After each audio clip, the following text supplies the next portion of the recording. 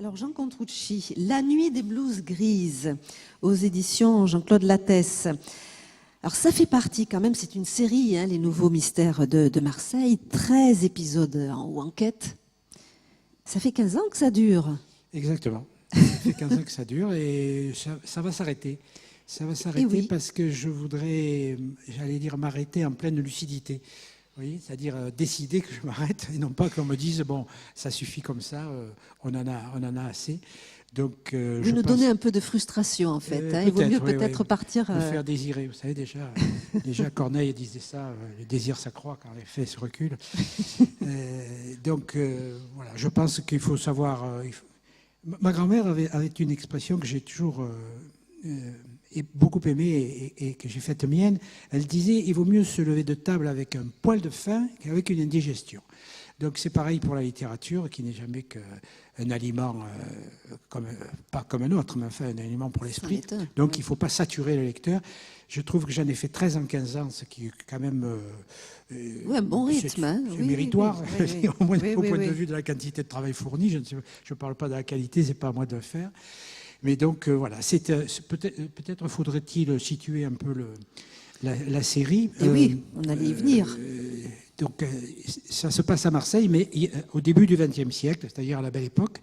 Tout ça parce que le premier épisode, je l'ai écrit à cause d'une histoire véritable. Vous savez, ce genre d'affaires judiciaires dont on ne saura jamais très exactement ce qu'il en est exactement, c'est-à-dire quelque chose comme l'affaire Villemain, qui est pour la plus récente, 40 ans après, on en est encore à décoller les timbres pour voir si on ne trouve pas l'ADN du corbeau, ou alors pour les plus anciens comme moi, l'affaire Dominici aussi, on ne sait pas si c'est les fils ou si c'est le père, et on ne le saura jamais, parce que l'enquête s'enfonce au fur et à mesure, au lieu de faire la lumière, elle s'obscurcit de plus en plus. Donc au départ, j'avais, en tant que journaliste, trouvé cette histoire qui était intéressante parce que le même suspect, ou le même accusé, même puisqu'il était passé aux assises, avait été jugé 4 fois pour la même affaire. L'affaire les procès s'étaient étalés sur 10 ans et finalement, on l'a gracié parce qu'on n'a pas pu prouver que c'était lui le coupable, alors qu'il avait l'air d'avoir tous les ingrédients pour faire un coupable idéal. Et au contraire, au fur et à mesure, ça s'est obscurci, des témoins sont venus se contredire, et il a bien fallu finalement le gracier, mais on ne l'a pas acquitté. Vous voyez, il y a une différence entre les deux. La grâce, c'est le privilège du président de la République, même sous la Troisième. Donc on l'a libéré, mais on n'a pas prouvé qu'il était innocent. Alors c'était intéressant, parce que justement, de reprendre un peu cette affaire à la base. C'est ce que vous avez fait d'ailleurs, Jean, hein, sur plusieurs de vos livres. Oui. Dans la série, souvent mais pas vous avez... toujours. Pas parce toujours. Que quelquefois, parfois vous utilisez des faits réels, et parfois pas. Exactement. Là, c'était vraiment un fait réel. Je l'avais trouvé dans la presse de l'époque. Et je me suis dit, si je raconte ça, je vais enquiquiner tout le monde, parce qu'il n'y a rien de plus répétitif qu'un procès. Chaque fois qu'on fait un appel ou chaque fois qu'il y a un nouveau jugement, on reprend tout à zéro, on reprend les mêmes témoignages. C'est-à-dire, bon, vous ne pouvez pas faire ça dans un roman, vous ne pouvez pas rabâcher 4 fois la même histoire. Donc il faut trouver un personnage de fiction qui va prendre l'enquête à son compte, qui va remonter le temps et qui va la raconter au lecteur. Donc il m'est venu l'idée toute simple, puisque j'étais encore en activité quand j'ai écrit le premier épisode. Donc de prendre un journaliste qui reprend l'enquête à son compte, un peu comme ces journalistes d'investigation qui remontent justement dans des affaires classées et qui, quelquefois, trouvent une solution que n'avait pas trouvée la justice. Et alors là, on peut préciser, Jean Contrucci, que le journaliste Raoul Signoret, pour qu'on se repère un peu avec les personnages, n'est pas tout seul, parce que vous avez choisi un journaliste, mais aussi le tonton, l'oncle, qui lui est à la police. Oui. Donc c'est même le chef de la police. Et c'est le chef de la police. Donc on a deux angles. Oui, parce que ça, c'est le privilège du romancier de pouvoir s'arranger avec. Oui. Donc j'avais besoin d'avoir des choses d'un côté à découvrir avec le journaliste et des choses à vérifier avec la police. Donc, en mettant mon héros principal, qui est un héros de feuilleton, il est sans peur et sans reproche, il pratique la savate, qui est l'ancêtre du taekwondo ou des arts martiaux maintenant. Donc, il a peur de rien et il est surtout très curieux. Donc, il refait les enquêtes à son profit. Et son oncle l'aide comme il peut, parce que c'est un jeune journaliste, et l'oncle qui est celui qui l'a élevé, qui lui a servi de père, se dit que s'il lui donne les bons tuyaux à son neveu, le journaliste grimpera dans la hiérarchie journalistique. Voilà. Donc je me suis arrangé d'avoir les deux points de vue, celui officiel de la police et celui du fouineur qui découvre des éléments nouveaux qui puissent faire rebondir les affaires. Mais ça se passe très bien parce qu'à eux deux, on a d'abord des dialogues, on y reviendra tout à l'heure, mais fort sympathiques. Et puis voilà, ça donne effectivement une certaine amplitude à chaque fois sur le déroulé de l'histoire. Voilà. Alors ça se passe à la Belle Époque, vous l'avez dit, c'est Marseille début 20e. Début 20e, oui. On est quand même dans la période du port de Marseille. C'est l'âge d'or du port de Marseille. Voilà, c'est l'âge d'or du port de Marseille. À l'époque, tout passait par là. Il n'y a pas d'avion. C'est la porte de l'Orient. Voilà, c'est la porte de l'Orient, c'est la tête d'un empire colonial considérable, parce que le seul empire colonial plus important, c'est celui d'Angleterre, parce qu'ils ont les Indes, mais Marseille est la tête de pont d'un empire qui va de l'Indochine à l'Afrique noire, à l'Afrique équatoriale, en passant évidemment par l'outre-mer, les bribes qui nous restent encore dans les territoires d'outre-mer. Et donc, c'est quelque chose. Et tout passe par là, c'est-à-dire les hommes, les trafics, les marchandises, les affaires, bien sûr, et tout repart par là. Et Marseille est appuyée sur des industries traditionnelles qui sont le savon, l'huile, qui viennent des colonies, évidemment, l'importation de café. Et c'est l'âge d'or du port. À l'époque, le port, c'est le premier port de France. Il est resté d'ailleurs parce que tous les ports de France ont quand même réduit la voilure. Mais à l'époque, c'est vraiment quelque chose de considérable. À preuve, c'est qu'en 1906, cette ville aura le culot d'organiser la première exposition coloniale, sous l'œil d'ailleurs, sous le sourcil français du Quai d'Orsay, qui dit, mais enfin, c'est à Paris que ça doit... Et voilà, il y avait un peu cette concurrence entre Paris et Marseille. Et donc Marseille s'était autoproclamée capitale de l'Empire. Donc il y a un ou deux épisodes, le 6e et le 7e, si je ne m'abuse, qui justement se passe au moment de l'exposition coloniale, qui a été quelque chose de considérable, 1 800 000 visiteurs.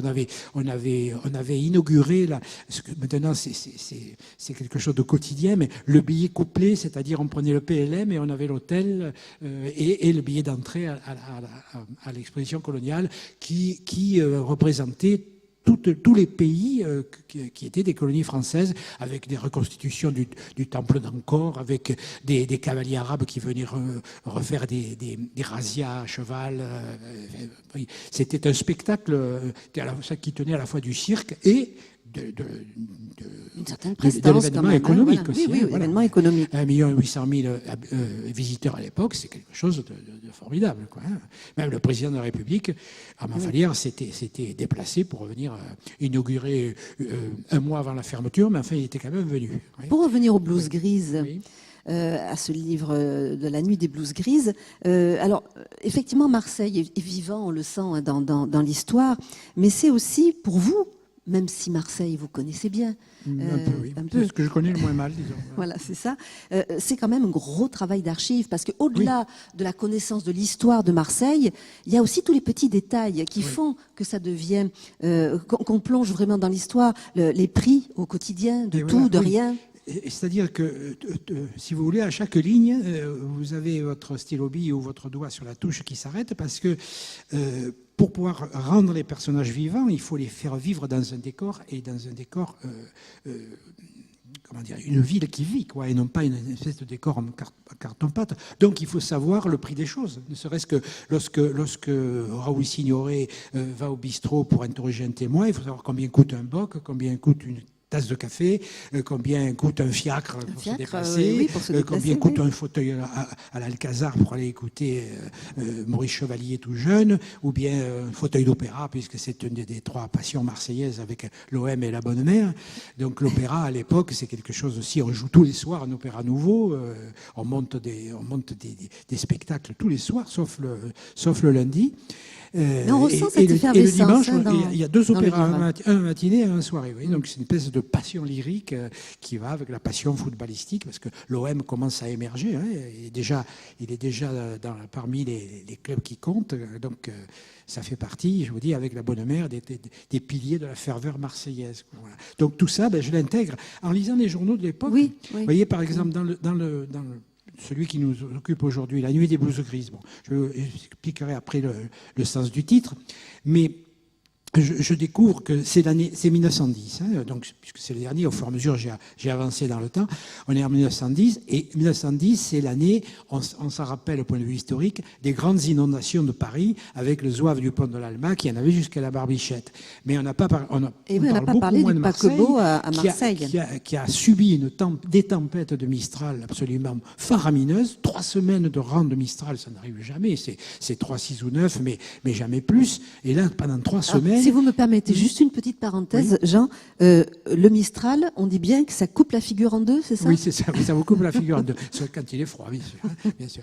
Oui, donc c'est quelque chose, et c'est l'année de la comète de Halley. Alors, on n'avait pas la bombe atomique, on n'avait pas le réchauffement climatique, on n'avait pas les émanations de gaz à effet de serre, mais on avait la comète de Halley, et tout le monde disait ça va être la fin du monde, parce que la Terre va passer dans la chevelure de la comète de Halley. D'ailleurs, si le temps se détraque, c'est à cause de la comète, et on en trouve plein les journaux. Alors c'est amusant justement, à partir des journaux, de donner aux personnages des conversations qui paraissent contemporaines. Vous voyez, de quoi ils vont parler? Ils vont parler du mauvais temps, bien sûr, comme toujours. Il n'y a pas encore de bulletin météo, mais le temps, c'est quand même quelque chose. Hein, quand on se rencontre... Eh oui, c'est la première chose qu'on se dit. Oui. Oh, il fait chaud aujourd'hui, comme si l'autre ne savait pas qu'il fait chaud. Hein. Ça fait partie de ces tics de langage qu'on emploie.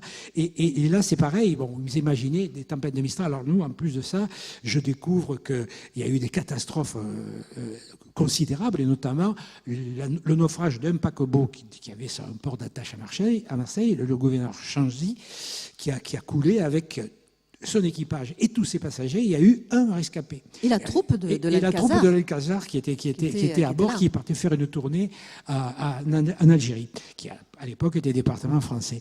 Donc, vous imaginez, quand il arrivait une catastrophe pareille, c'était toute la ville qui était en deuil, parce qu'il y avait non seulement tout le monde maritime, mais toutes les familles. Et là, en plus, on avait toutes les vedettes de l'Alcazar.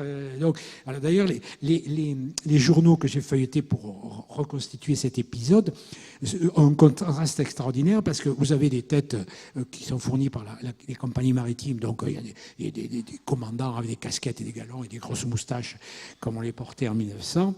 Et puis, à côté de ça, vous avez des photos rigolardes de clowns, de jongleurs. Il y a un contraste dans les pages, parce qu'on est pris entre l'apitoiement et le fou rire de voir ces têtes absolument ahuries et hilarantes qui sont au milieu du deuil de la ville. Quoi, voilà. Donc ça, c'est effectivement, ça permet alimente de rendre le ton d'une époque. Et sans forcer trop, je m'ingénie aussi à placer dans la bouche de mes personnages des expressions qui étaient à l'époque. À l'époque, c'est d'être la même chose pour les Héraultais et les Montpelliérains. On était bilingues quand on était dans le Sud. On parlait le français, ce qu'on avait appris à l'école de la République ou chez les bonnes sœurs, selon qui on fréquentait. Et puis, on avait le langage de tous les jours, qui était le langage vernaculaire, c'est-à-dire le provençal ou l'occitan pour chez vous. Donc moi j'écris comme ma grand-mère parle, hein, c'est-à-dire je prête à mes personnages je me souviens, cette femme qui avait une culture tout à fait modeste, mais bien anglaise. Elle ne faisait pas une faute d'orthographe, elle écrivait tout à fait correctement, et elle parlait un français tout à fait châtié, mais quand l'émotion était là, c'est le provençal qui reprenait le dessus, hein, un peu comme l'occitan pour chez vous. Donc, c'est ce que vous appelez la tchatche? Non, la tchatche, c'est maintenant. C'est maintenant la tchatche. Non, là, c'était le patois, c'était le provençal pour chez nous, ou bien l'occitan pour quand on franchissait le Rhône. Hein, voilà. Donc, D'où le petit clin d'œil tout à l'heure du Mistral qui coupe la figure en deux, parce que ça c'était une expression de chez vous. Mais vous savez, ça, le Rhône a été longtemps une frontière entre nos deux pays, si je peux dire. D'ailleurs, les bateliers du Rhône, quand ils descendaient le Rhône, ils disaient pas bâbord ou tribord, ils disaient empire ou royaume. Et c'est resté très longtemps dans le langage des mariniers. Hein. Ils disaient pas à droite ou à gauche, ils disaient royaume pour aller à droite ou empire pour aller à gauche, en descendant le Rhône. Hein, voilà. Alors, je vous propose, Jean Contrucci, de visiter un peu cet univers de cheminot. Allez-y, oui. Hein, parce que dans La Nuit des blouses grises, alors on vous a parlé de Raoul Signoret, qui est donc le journaliste, l'oncle, qui est le chef de la police. C'est vrai qu'à tous les deux, ils forment un duo assez sympathique. Il y a du monde autour, hein. Il y a Cécile, la femme à Raoul, il y a du monde évidemment. Et puis il y a ces blouses grises. Pourquoi les blouses grises, Jean? C'est parce que il y a les cheminots, il y a des lingots d'or dans le chemin de fer, voilà. Et les blouses grises ont bien l'intention de se mettre un peu d'argent dans la poche. Voilà, c'est ça. Hein? Alors là, c'est le seul épisode où je traite du grand banditisme. Parce que la difficulté quand on fait une série comme ça, c'est que le lecteur qui vous suit, il aime bien se retrouver dans une ambiance, mais on ne peut pas lui raconter deux fois la même histoire, on ne peut pas lui servir le même menu toutes les fois.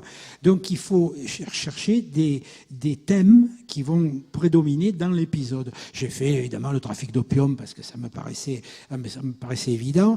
J'ai fait aussi des épisodes qui parlent de la condition ouvrière, parce qu'on se plaint quelquefois... On en parle bien un peu là aussi. On en parle aussi, parce que notamment... Les cheminots. On vient de tomber en panne avec le train, mais enfin, on avait quand même jusque-là la clim et le conducteur était quand même dans une cabine fermée. À l'époque, ils étaient en plein air. Je ne sais pas dans quel état ils arrivaient quand on faisait un Paris-Marseille sur une locomotive à vapeur avec les émanations, le froid, le chaud, le vent, enfin tout. C'était un métier de chien, quoi. Et dans les usines, c'est pareil.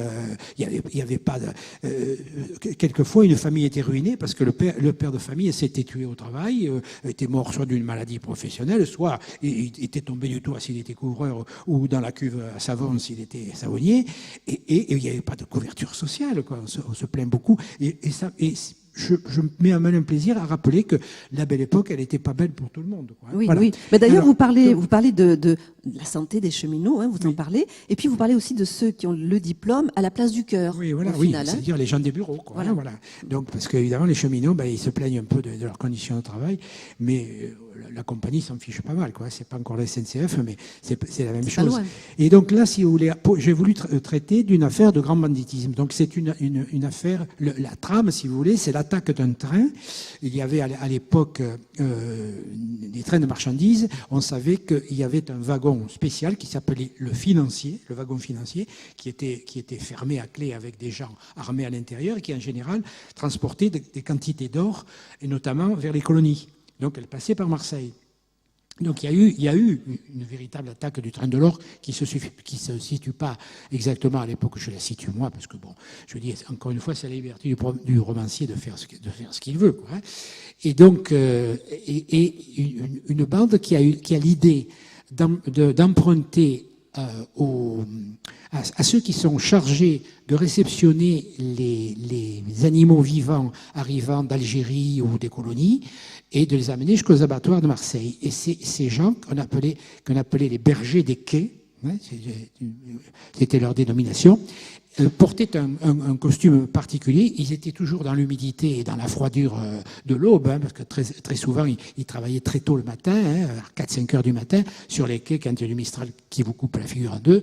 Et on se couvre. Donc, ils avaient une immense blouse grise qui leur descendait jusqu'au pied, hein, ouais. Et avec un passe-montagne, ce qui fait qu'ils paraissaient être tous pareils. Donc là, il y a une bande de malfrats qui a l'idée de revêtir la tenue des bergers des quais pour attaquer un train. Ce qui fait que les éventuels témoins sont incapables de dire combien ils étaient. S'il y en avait des grands, des gros, des petits, ils sont tous pareils. C'est dans la nuit, ils attaquent ce train de nuit, ils l'arrêtent en pleine voie par un système que l'on découvrira au fur et à mesure qu'avance l'histoire. Ils arrivent à arrêter le train en pleine voie et en quelques minutes, il y a 110 kilos d'or qui sont transvasés.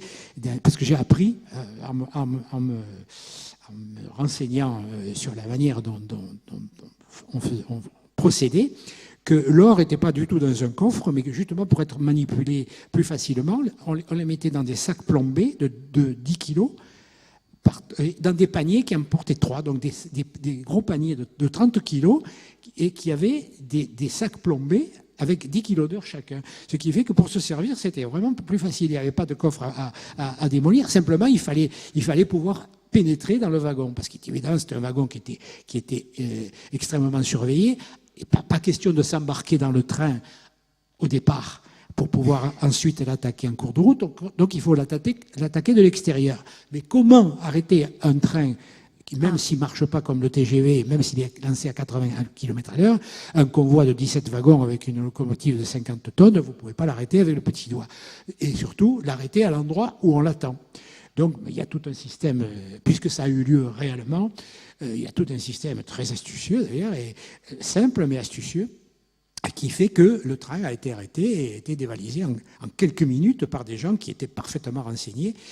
Et puis, surtout, comment on peut arrêter ce train alors qu'il est Et c'est épatant quand même de voir avec quelle précision ça a été fait, sans toute l'ingénierie d'aujourd'hui, les téléphones portables. Il n'y a pas de téléphone de portable, voilà, on il n'y n'est a pas tout ça, liaison. et ça tombe Comment une bande qui est à l'agachon, comme on dit, sur le bord de la voie, Mm. pour attendre le train, peut-elle le faire arrêter devant elle, hein, voilà. Là, c'est le suspense. Voilà, c'est le suspense, mais en même temps, c'est tout à fait plausible. Je veux dire, il n'y a pas de mystère. Simplement, c'est très ingénieux. Voilà, c'est effectivement le cas.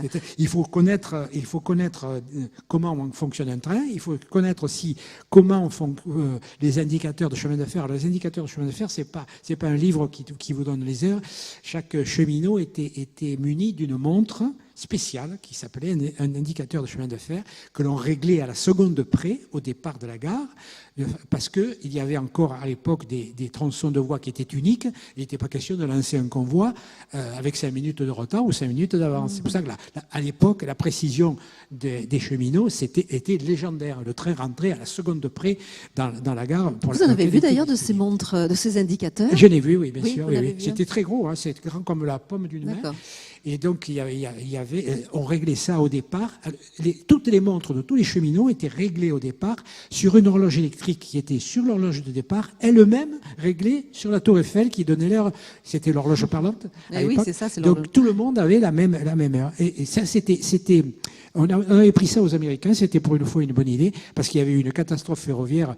L'Amérique, à l'époque, vous imaginez, quand vous lanciez un train dans le Far West, et que la voie était unique, il s'agissait pas de... Et il y avait eu une catastrophe, deux convois s'étaient rentrés dedans, il y avait eu des centaines de morts. Donc, à partir de là, les Américains avaient décidé de mettre tout le monde à la même heure, quel que soit le fuseau horaire. Surtout chez eux, c'était encore pire que chez nous, parce qu'il y avait il fallait tenir compte des fuseaux horaires entre la côte Est et la côte Ouest. Donc, ils appelaient ça la Railway Watch, pardon pour mon accent, donc la montre du chemin de fer.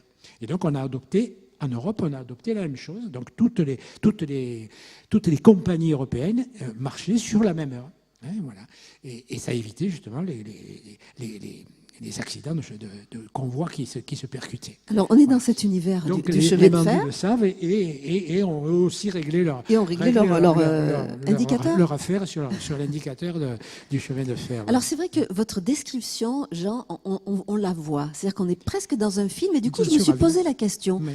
Je me suis dit, vous l'avez vu en film, vous, dans votre esprit? Pas du tout, mais non, mais vous êtes fait votre film. Je me suis fait mon film, ça c'est sûr. Parce que moi, du coup, je pensais à tous ces films. D'abord, j'ai relu un de mes vieux camarades, qui s'appelle Émile Zola, qui, dans La Bête humaine, m'a donné tout le vocabulaire, parce qu'il était un obsédé du vocabulaire technique, donc il m'a prêté des tas de choses. Enfin, je lui ai emprunté des tas de choses, y compris d'ailleurs le titre de la série, parce que Les Nouveaux Mystères de Marseille. Pourquoi nouveau? Parce que le premier livre d'Émile Zola, alors qu'il n'était pas encore Émile Zola, celui que nous connaissons, celui de Hugo Maca, s'appelait Les Mystères de Marseille. Il avait voulu refaire le coup.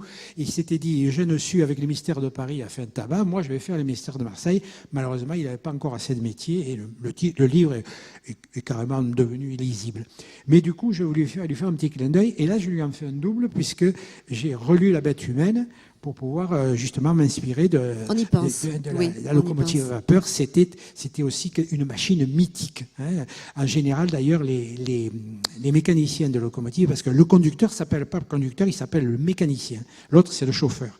Le chauffeur, il est chargé de peloter le charbon et d'alimenter la chaudière. L'autre, il est chargé de regarder des signaux et de régler la pression pour lancer son convoi ou le freiner quand il le faut. Donc ils sont tous les deux en plein air, là, en plein vent, et pour mener le convoi, et des convois qui à l'époque marchaient déjà à plus de 100 km/h. Hein. Donc c'est pas une machine à vapeur, c'est quelque chose d'énorme, surtout qu'il y a des locomotives qui sont des monstres, quoi, avec des roues qui sont plus hautes qu'un homme debout.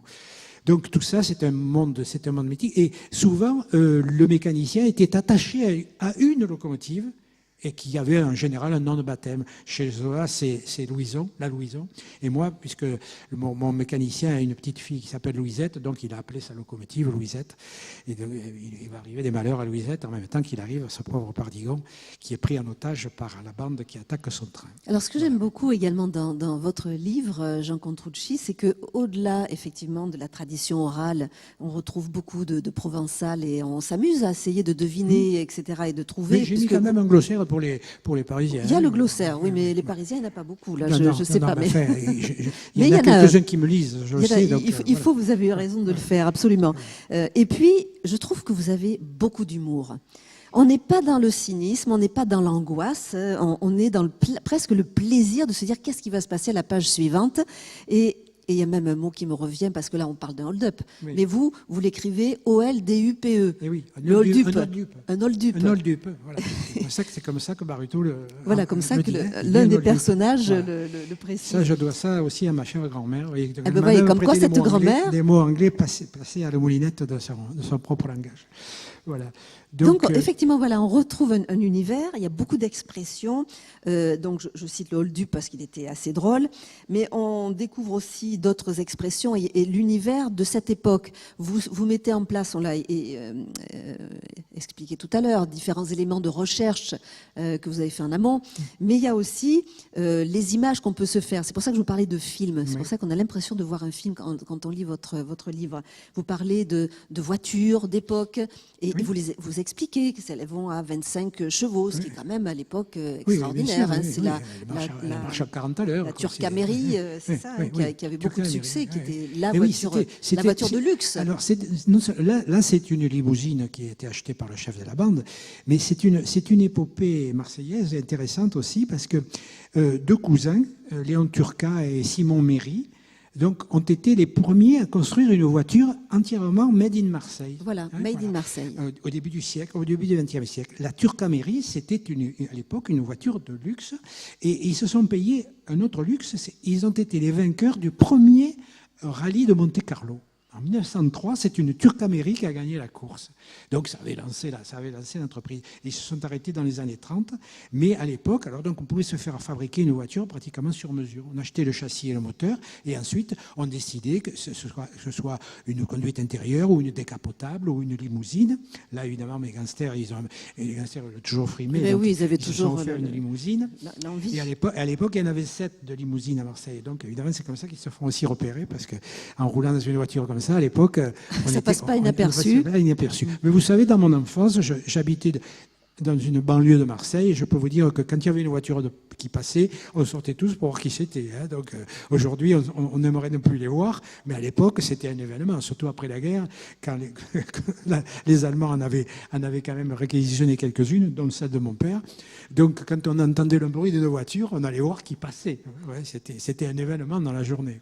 Alors c'était un événement parce qu'effectivement souvent il y avait de beau monde à l'intérieur, dans tous les sens du terme. Non, puis il y avait encore beaucoup de voitures à cheval à l'époque. Oui, on se déplaçait encore beaucoup en fiacre, soit en fiacre comme un taxi, c'est-à-dire que l'on payait à la course ou à l'heure, soit il y avait des bourgeois qui avaient des fiacres à eux. Donc des écuries. Il y a encore des traces dans les immeubles marseillais où on voit les entrées charretières, par où on pouvait rentrer avec une voiture à cheval, avec des écuries au fond, dans la cour qui est devenue maintenant un jardin de l'immeuble en général.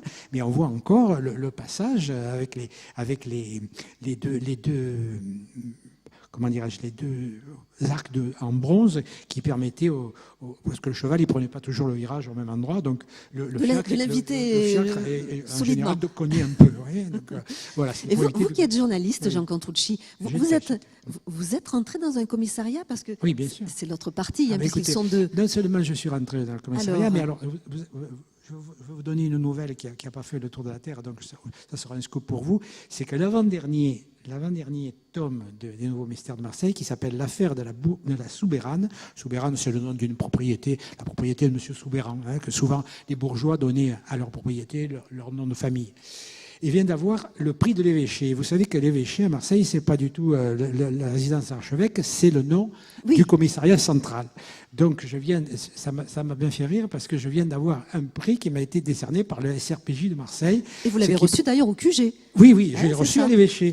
En présence du préfet de police. Donc voilà, c'est une cette police qui a vu défiler toute la pègre, toute la French Connection, etc. Voilà, et Carbone et Spirito avant la guerre, et les Guérini après la guerre, etc. Et Zampa et Francis le Belge, enfin toute la crème. Ça doit alimenter votre imagination également, bien non? sûr, sont des lieux qui sont imprégnés quand même. Ah ben oui, là oui, alors donc on appelle l'évêché, peut-être ne le savez-vous pas, c'est parce qu'au moment de la séparation de l'Église et de l'État, l'évêché, donc les bâtiments de l'évêché ont été saisis, ont été rachetés. Et c'était au moment où on installait le commissariat central. Donc on l'a tout de suite surnommé. À Marseille, on ne dit jamais je vais au commissariat central, on dit je vais à l'évêché. Et tout le monde sait que c'est pas pour se confesser. Ou alors si on s'y confesse, c'est qu'on y est forcé par quelques gros bras qui vous y fait. Oui, on est un petit peu forcé de se confesser au final. Bon, alors donc voilà, c'est des univers différents. Moi j'aime bien les univers parce que c'est comme ça qu'on se fait un peu des images d'un endroit. Bien sûr. Dans le livre, il y a un univers aussi, à un moment donné, dans l'abattoir où Raoul, donc le héros, va se retrouver au comptoir des abattoirs. Et là, c'est une atmosphère. Alors, il se passe des choses, on ne peut pas tout dire, mais c'est un moment important du livre, très important. Et là, on est dans une atmosphère, j'allais dire virile. Vous ne serez peut-être pas d'accord avec moi, Jean, mais c'est le gros rouge, le saucisson, le pâté de campagne. Bien qu'il y a de très bons pâtés de campagne, mais c'est très viril. À l'époque, les dames n'allaient pas au bistrot seules. Bon, donc c'est un univers d'hommes. Et là, il est évident que comme Raoul est sur la piste de malfrats qui se sont déguisés en bergers des quais, enfin en toucheurs de bœufs, si vous voulez, aux abattoirs. Donc il va faire un tour aux abattoirs aussi pour prendre un peu la température, d'abord pour voir comprendre aussi ces histoires de blues. Des histoires de blues aussi, de voir est-ce que ça serait pas d'anciens tueurs des abattoirs qui se seraient convertis dans le grand banditisme. Donc il va un petit peu fouiner là où aller dans un office de renseignement meilleur que dans un bistrot, où toutes les classes sociales se croisent. Et là, on est à côté des abattoirs. Donc, il y a les toucheurs de bœufs, mais il y a aussi les ouvriers des raffineries de sucre qui sont pas très loin. Il y a des industries un petit peu partout. Nous sommes dans le quartier de Saint-Louis, là, pour ceux qui connaissent, au-dessus du port. Donc, les troupeaux qui arrivaient à l'Algérie étaient conduits jusqu'aux abattoirs pour être abattus. Donc, et donc, c'est tout un univers que j'ai essayé un peu à la manière de Zola de reconstituer. Donc l'atmosphère avec, gros rouge saucisson, et surtout quand on s'est levé à 4h du matin, à 10h on a un petit creux, et en général on ne va pas prendre un croissant avec un café. Alors, voilà. Si vous me permettez, Jean, je vais demander aux personnes qui sont là si elles connaissent le cube. Est-ce que ça vous arrive de cube, ça vous dit quelque chose? Le bouillon de cube. Déjà, il n'y en avait plus. Alors voilà, c'est curieux parce que moi, ça, je ne connaissais pas du tout. Pas du tout. Pas du tout. Voilà, pourtant, c'était. Écoutez, c'est l'ancêtre des produits lyophilisés.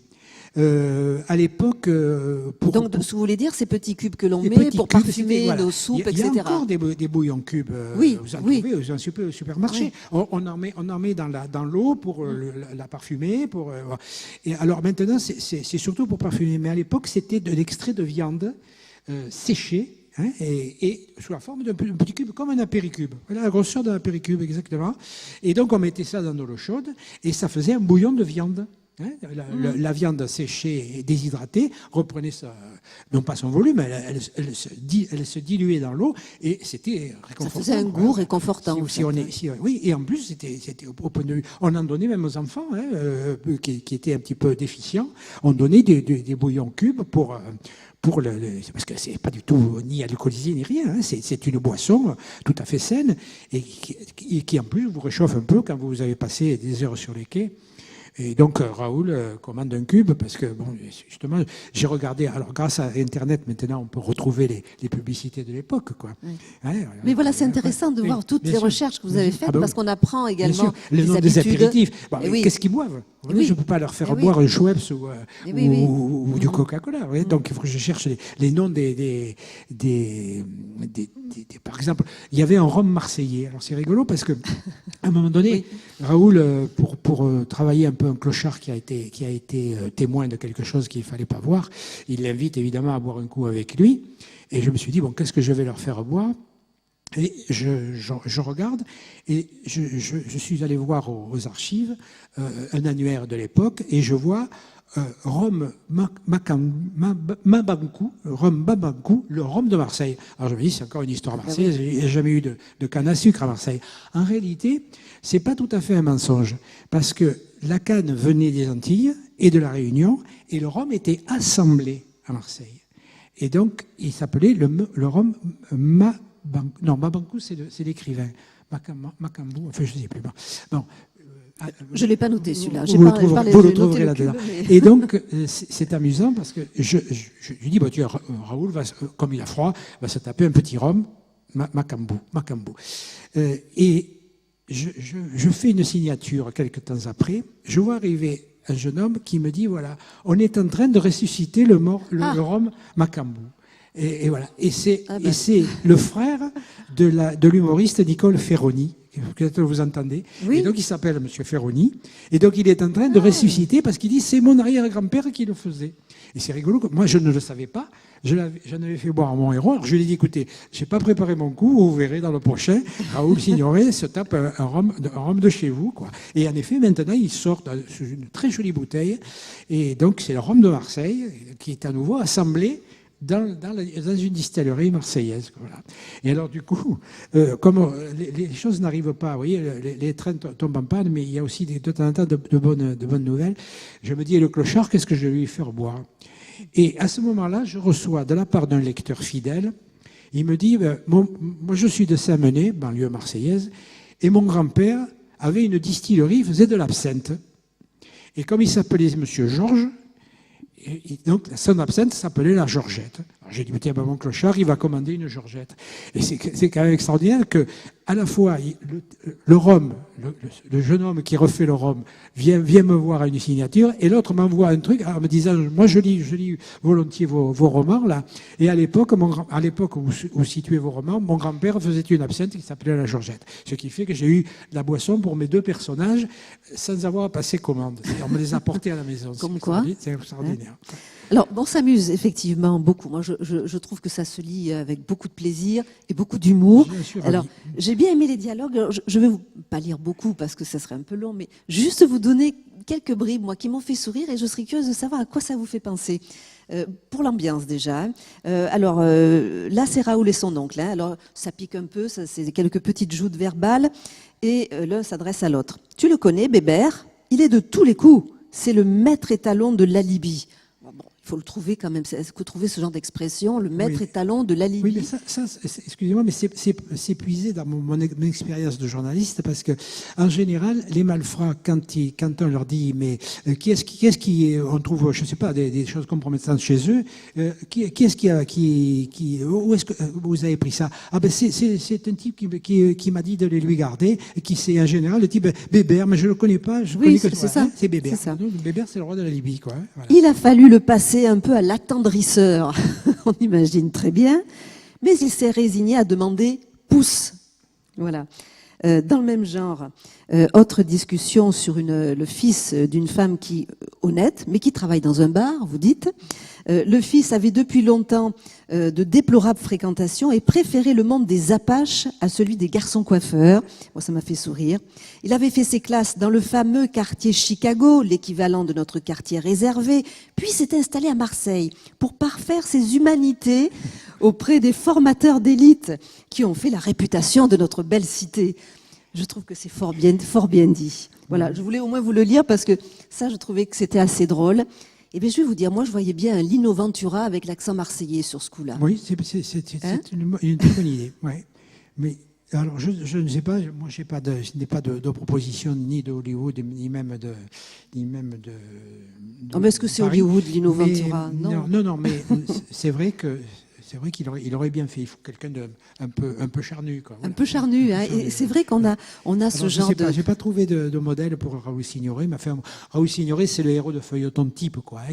Il est beau, tant qu'à faire, hein, tant qu'à créer un héros de feuilleton, on va pas le faire bossu, ou alors il faut s'appeler Victor Hugo pour arriver à intéresser à un être difforme. Moi, j'ai pris le modèle courant du beau petit, quoi, comme on dit, hein, voilà, qui a peur de rien et qui est loyal en plus. Et puis, contrairement aux héros de... Vous voyez, les policiers du SRPJ, je leur ai dit, mais moi, je ne comprends pas pourquoi vous m'avez donné votre prix, parce que je suis pas dans le ton des romans de maintenant. Mais ils m'ont dit, mais c'est ça qui nous a plu, c'est que les personnages sont sympathiques. Oui. C'est-à-dire, votre flic, il n'est pas alcoolique, drogué, largué par sa femme, et il n'a pas d'ulcère à l'estomac. C'est bon enfant. Voilà. C'est bon enfant. Il est vivant. Hein, il est vivant, il aime sa femme. Et d'ailleurs, j'ai pris un principe, je me suis dit, bon, il va être marié, il a des enfants, il rentre chez lui le soir et il saute pas sur tout ce qui bouge. Alors justement, mais je vais vous en parler. C'est-à-dire que j'ai appris, ça m'a reposé. Mais voilà, peut-être. Vous voyez, pour une fois, il n'y a pas des histoires compliquées de femmes, d'hommes. Il n'y a pas d'histoire d'amour, de rebondissement parce que l'un ou l'autre. Non, on est vraiment dans une histoire de polar. On cherche à comprendre qui a fait quoi. Et on en reste là. Et on est dans une famille, vraiment, une famille où la cuisine tient sa place, c'est les blanquettes à Thérèse, c'est le banquet final où tout le monde se retrouve. Voilà, il y a un côté familial et c'est reposant. Je dois dire que ça a contribué à fidéliser mes lecteurs parce que ils se retrouvent et très souvent, dans les épisodes précédents, ils me venaient me demander des nouvelles de la famille comme si c'était la leur. Et ça veut dire qu'ils ont été adoptés, mes personnages. Et notamment, à un moment donné, je me suis rendu compte que ça amusait les lecteurs de voir que la femme du reporter se mêle souvent de l'affaire et quelquefois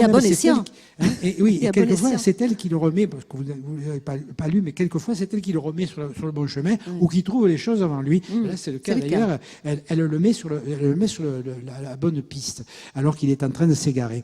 Et c'est amusant parce que après les lecteurs me demandent des nouvelles de la famille comme si si je les connaissais et s'ils la connaissaient. Et notamment, donc, quand j'ai vu que dans le premier épisode, ils se rencontrent et ils ont un enfant qui naît d'ailleurs au cours du chapitre du premier épisode.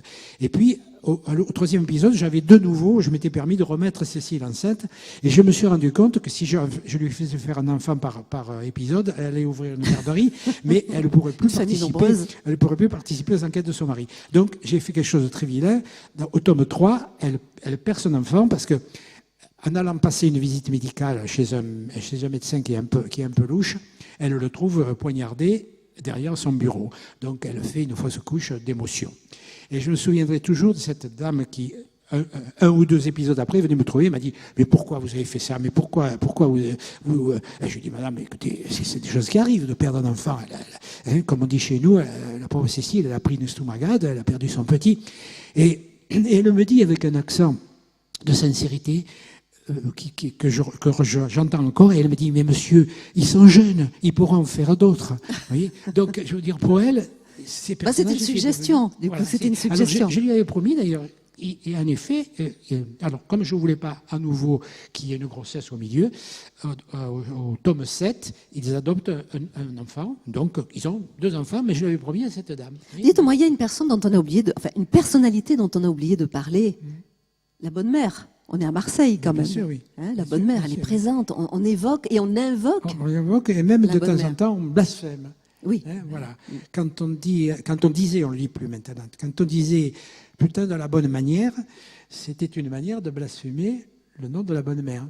Oui, on disait manière pour que ça passe, quoi. Vous savez que tous les jurons, c'était pareil, les jurons, les pardieux, les sacres bleus et tout ça, c'était des jurons qui invoquaient le nom de Dieu au départ. Oui. C'était sacre Dieu, mais on blasphémait à l'époque et on risquait d'être condamné à mort pour blasphème. Donc, les gens disaient bleu à la place de Dieu. Comme ça, hop, on passait à travers les mailles du filet. Hein, voilà. Donc, c'est pareil, là, à Marseille, c'est putain de la bonne mère, c'était un juron très classique. Hein, voilà.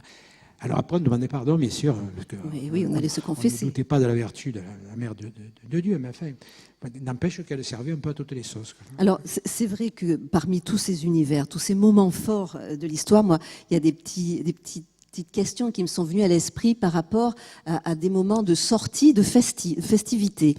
Par exemple, Chanteclair. Oui. Et je me suis demandé, Chanteclair, vous aviez un a priori ou pas? Oui, moi j'avais un a priori et je l'ai conforté. Voilà, parce que j'ai souri quand j'ai lu la façon, oui. vous avez entendu par rapport à sa façon d'écrire et de dire. Chanteclair, c'est un moment où on s'amuse à vous lire. Oui, bien sûr. C'est-à-dire que... Parce que vous vous moquez, il faut bien le dire. Bien sûr que je me moque, mais cette pièce est absolument ridicule. Je n'ai pas compris comment elle était venue à l'idée saugrenue de... On peut peut-être rappeler pour que tout le monde se souvienne. C'est la création de Chanteclair, ça vient 10 ans après Cyrano de Bergerac, qui a été un triomphe fabuleux. Hein, bon. Donc, en même temps, ça a porté Rostand au nu, mais ça l'a complètement paralysé. Et il est resté pendant 10 ans à se dire, bon, je ne pourrais pas aller plus haut, donc ça l'a bloqué complètement. Et il a eu l'idée saugrenue de monter une pièce qui se passe dans un poulailler, hein, c'est-à-dire que les acteurs sont déguisés en poule, en coq, en merle, en chien, qu'est-ce qu'il y a, en poule faisane, qu'est-ce qu'il y a, il y a des crapauds, enfin il y a tout ça. Et donc ça se passe là, dans un poulailler. Et à l'époque, on a créé cette pièce qui est grotesque. C'était le père de Sacha Guitry, quand même, Lucien Guitry, qui a créé le rôle du coq. Et il était donc habillé avec des plumes et un bec en corne, et il récitait des alexandrins. Alors, quand j'étais jeune, je pense que vous êtes d'une génération où déjà on ne l'apprenait plus, l'hymne au soleil, l'invocation au soleil, ça apprenait encore à l'école. Au soleil, au toit, sans qui les choses ne seraient que ce qu'elles sont. Donc on apprenait ça à l'école primaire. Donc, mais c'est une pièce complètement grotesque. Alors, du coup, les gens ont été gênés parce que Rostand était devenu une vache sacrée, et on ne démolit pas une vache sacrée, mais ils ne savaient plus quoi en faire de cette pièce. Alors elle a eu quand même un succès, j'allais dire, parce que elle était de Rostand. Parce que c'était Rostand. Mais oui. C'est injouable, quoi. C'est injouable. C'est hallucinant. J'en ai vu des extraits grâce à Internet. On en trouve. Hein. Si vous tapez Chanteclair, vous verrez. C'est quelque chose d'incroyable. Voilà, c'est anecdotique, mais j'avais envie de savoir, du coup. Et à Marseille, ça avait fait un tabac parce que Rostand était Marseillais, c'était l'enfant du pays, donc il ne s'agissait pas d'en dire du mal, quoi. Alors donc le critique dramatique du Petit Provençal est bien embêté parce qu'il trouve que cette pièce est ni faite ni à faire, mais il est obligé d'en dire du bien. Il est obligé d'en dire du bien. En plus d'un Marseillais le plus illustre de l'époque, quoi. C'est avant Pagnol, mais c'est encore plus grand que Pagnol. Allez, on va laisser la parole à ceux qui sont là pour vous poser des questions. On peut terminer peut-être, puisqu'on parlait de talent à l'instant avec Rostand, sur cette première phrase que vous mettez dans votre livre d'Hector Berlioz. La chance d'avoir du talent ne suffit pas, il y faut le talent d'avoir de la chance. Donc c'était pas mal.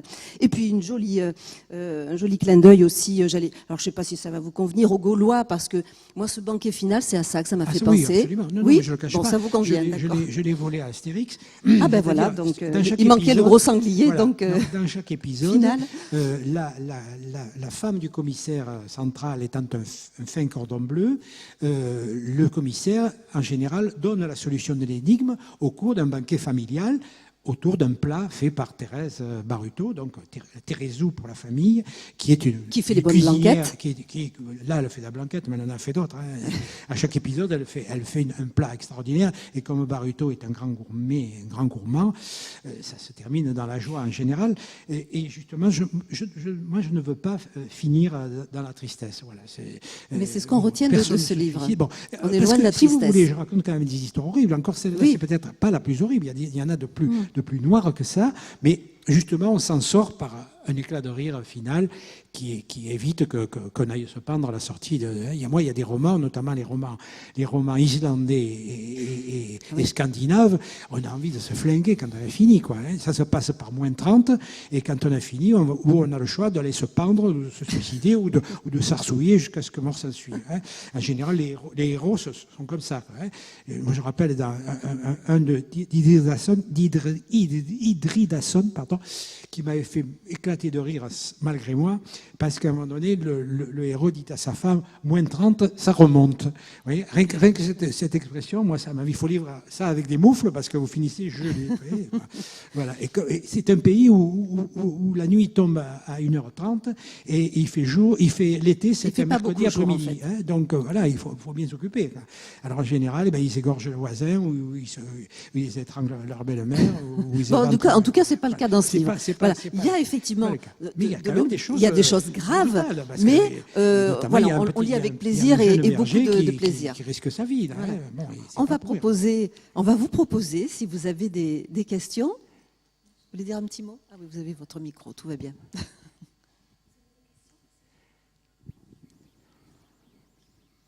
Je n'ai pas encore eu le loisir de lire vos livres.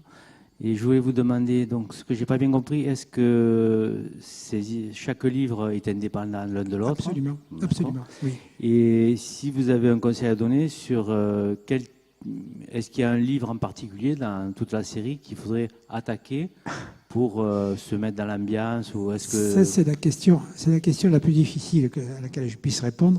C'est comme quand on me dit quel est votre préféré. Moi, je n'ai pas de préféré là. Si vous n'avez... Bon, ce n'est pas une suite. Hein, donc c'est une série. Ça veut dire qu'on retrouve 3, 4, 5 ou plus personnages récurrents. Et tout le reste, après, il y a ce qu'au cinéma, on appelle les seconds rôles, quoi, qui sont propres à chaque épisode. Il n'y en a pas un qui suit l'autre. Moi, j'ai établi une chronologie pour la bonne raison que je l'ai vécu. Il a bien fallu que je commence par le premier, mais vous êtes libre de commencer par celui qui vous plaira, y compris le dernier. Et comme ils sont tous dans la même tonalité, bien qu'ils soient différents, ça dépend de vos goûts. Par exemple, j'ai cherché à ressusciter une époque avec ses avantages, ses inconvénients, ses tics, ses vertus et ses vices. Donc, c'est une époque, par exemple, où les tables tournantes, c'est la grande passion de l'époque, parce que d'abord on a la caution de Victor Hugo, qui faisait lui-même tourner les tables. Donc on disait d'ailleurs pas table tournante, on disait table parlante, parce qu'on les faisait parler en les interrogeant, d'interroger les esprits. Donc on avait la caution de Victor Hugo, et c'était le grand jeu, ça remplaçait agréablement le Cluedo ou la future télévision. On se réunissait pour invoquer les esprits familiaux, les mannes de la tante Berthe ou autres. Hein. Vous avez traité des esprits. Donc il y a un épisode, et évidemment il y avait des escrocs qui en profitaient pour tromper les gens avec ça. Donc il y a un épisode, si vous aimez les histoires un peu mystérieuses avec des tables parlantes, c'est le spectre de la rue Saint-Jacques qu'il faut lire. C'est aussi la grande époque où on découvre l'hypnose.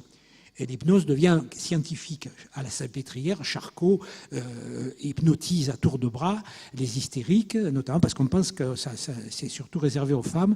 Donc Charcot hypnotise scientifiquement. Freud vient comme élève de Charcot. Donc là aussi, il y a des aigrefins qui profitent pour...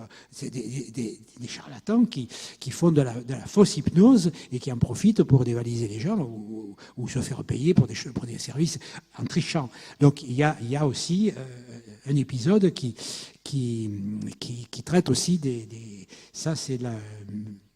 Comment s'appelle déjà celui-là? C'est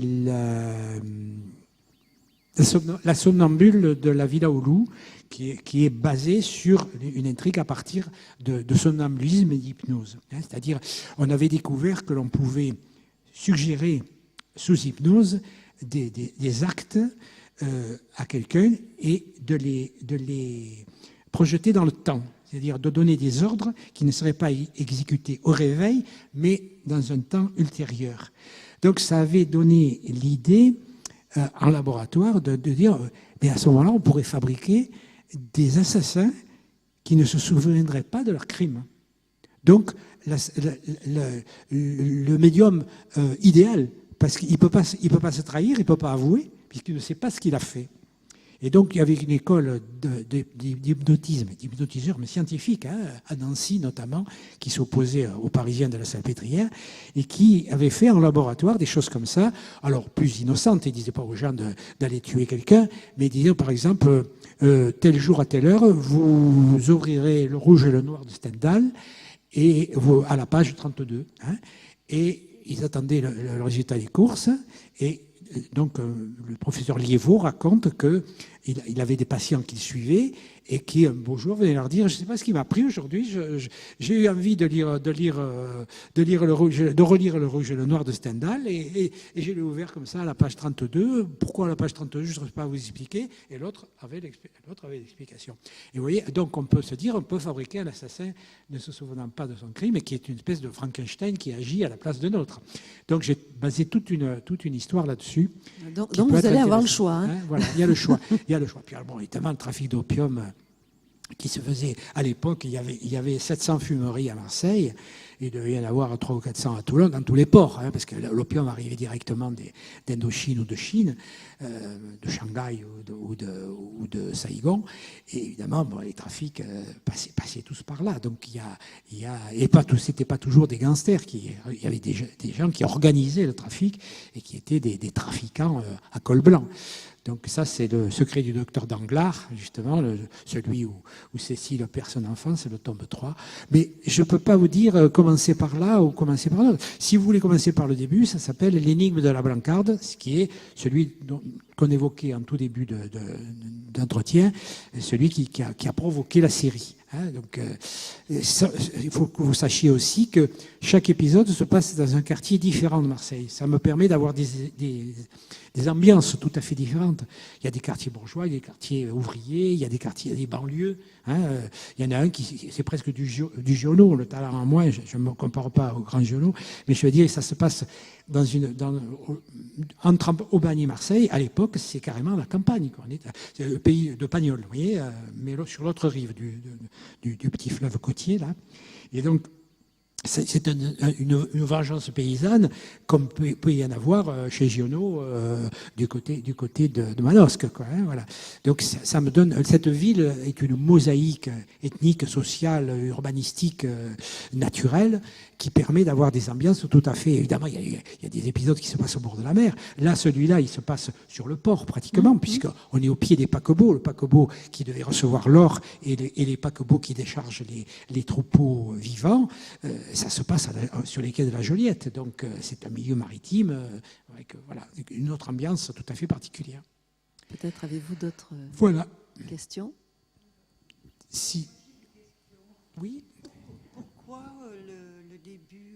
Pourquoi cette époque-là Eh bien, parce que je suis parti d'une histoire vraie, comme je vous disais, qui se passait à ce moment-là. Donc, si moi j'avais l'intention de raconter cette histoire, et puis point final. Et puis, vous savez comment sont les éditeurs. Si vous ne savez pas, je vais vous le dire. Ils volent volontiers au secours de la victoire. C'est-à-dire, il a bien marché, et donc ils m'ont dit, mais fais-nous-en d'autres. C'était au moment il venait d'y avoir la Coupe du Monde 98, il y avait eu des matchs à Marseille qui avaient été retransmis dans le monde entier. Marseille avait le vent en poupe, les plages du Prado avaient été vues de partout dans le monde entier puisque les matchs étaient retransmis de partout. Donc l'histoire de la Blancarde, qui était une histoire vraie mais non résolue, j'ai résolu de raconter par un roman, et je donne une hypothèse qui est romanesque, mais qui en vaut une autre, puisque de toute façon, on ne sait pas ce qui s'est passé. Donc je peux très bien avoir une hypothèse à moi qui n'est pas plus ridicule, puisque personne n'a trouvé. Donc, mais comme ça a eu du succès, je ne pouvais pas tout d'un coup prendre 40 ans, vous comprenez? Mais parce que mes héros. Oui, mais les personnages, je vais vous dire, si je leur donne 40 ans de plus tout d'un coup, à ce moment-là, c'est plus tous les mêmes. Il faut qu'ils soient jeunes, il faut qu'ils soient vigoureux. Là, je vais d'année en année, si vous voulez. Vous voyez, je suis la carrière de Raoul Signoret, la carrière journalistique, au fur et à mesure qu'il résout des énigmes. Donc, je suis resté. Et en plus, je veux dire, c'est tellement intéressant pour le Marseillais de maintenant que je suis, de ressusciter cet âge d'or, que je me suis dit, restons-y. Et puis ça m'évite de parler des choses de maintenant. En plus, maintenant, on ne peut plus rien faire. Vous trouvez un poil pubien et vous pouvez dire qu'il a fait sa première communion le 28 juillet 1953. Vous comprenez ? Le sang, à l'époque, on trouve du sang. Bon, c'est du sang, mais on ne sait pas si c'est du sang de lapin ou du sang humain. Vous comprenez ? Donc on peut rigoler, quoi. Il n'y a plus de mystère. La police scientifique vous dit exactement ce que vous avez fait, si vous étiez pieds nus, comment vous étiez habillé, est-ce que vous avez des traces, vous avez laissé des traces partout, c'est hallucinant. Je suis allé à l'évêché justement voir la police scientifique pour voir comment ça marche. Il y a des photos avec des rayonnements particuliers qui vous montrent une scène de crime. Mais à l'époque, on ne le savait pas, mais un criminel, il laisse des traces partout. C'est effrayant, sur les verres, sur les tables, sur le plancher, sur sa victime, n'en parlons pas. Les gènes, il y en a partout, des traces. Enfin, on ne s'imagine pas qu'on est aussi polluant, c'est-à-dire pour l'environnement, c'est-à-dire on se débarrasse de tas de choses sans le savoir, ne serait-ce qu'en se touchant la main, ou en touchant quelqu'un, ou en ayant tel type de vêtements. Il y a des particules maintenant infinitésimales qui se répandent sur une scène de crime et que l'on peut retrouver. Et là, ça ne suffit pas toujours, aujourd'hui. Non, ça ne suffit pas encore. Mais alors, à l'époque, quand même, il y a un peu de mystère, quoi. Voilà. Ça permet aux voisins de dire oui, j'ai vu une ombre, mais je ne sais pas laquelle. Puis la petite bonne, elle avait peut-être un amant qui passait par la fenêtre. Vous voyez. Alors que là, on dirait mais il est passé à 8h moins 2, il a franchi la et puis son téléphone, en plus, l'a trahi parce qu'il a donné un coup de fil. Vous voyez. À l'époque, on peut un peu rigoler, quoi. Voilà. Il y a un peu plus de poésie, c'est ça que vous voulez dire. Il y a un peu de mystère. Non, du mystère. Mystère. Voilà, mystère. C'est quand même l'époque du mystère de la chambre jaune. Gaston Leroux, qui était un de mes maîtres à penser, écrit à cette époque-là. Donc c'est amusant de se retrouver sur ces traces glorieuses, quoi. Voilà, c'est avec des histoires qui ne se prennent pas tout à fait au tragique, quoi. Je dis pas que mes personnages ne soient pas crédibles, mais on a envie de les fréquenter, quoi. Et même les flics, je le dis, ils me donnent un prix, le prix de l'évêché. Même mes flics, ils sont contents que j'ai bâti des personnages qui sont sympathiques, qui sont pas des doubles jeux, qui sont loyaux, qui font leur travail, quoi. Des ripoux. Il n'y a pas de ripoux. Pas de ripoux. Voilà, il n'y a pas de ripoux chez moi. Il y a des salopards, hein, que Raoul Signoret, Blanc Chevalier, sans peur et sans reproche, essaye de débusquer, mais c'est pas glauque, voilà, hein, c'est pas glauque. Il n'y a pas de description. Bon, il y a une ou deux têtes coupées, mais enfin bon, je veux dire la routine, quoi. Hein, c'est pas, j'exagère pas, voilà, j'exagère pas. Bon, je crois qu'on peut peut-être s'arrêter. Voilà, je crois que je vous ai assez saoulé comme tout dit. Ça. Voilà. Pour le reste, c'est à vous de voir. Vous savez que ça existe, que c'est pas déshonorant et que même j'ai quand même un fan club qui prend du plaisir depuis 15 ans et qui me reste fidèle malgré le poids des ans. Voilà. En tout cas, merci de votre sympathie. Merci à vous, Jean Controlchi. Merci bien. d'être resté parmi nous et de ne pas m'avoir laissé tout seul. J'ai apprécié votre présence et je vous en remercie.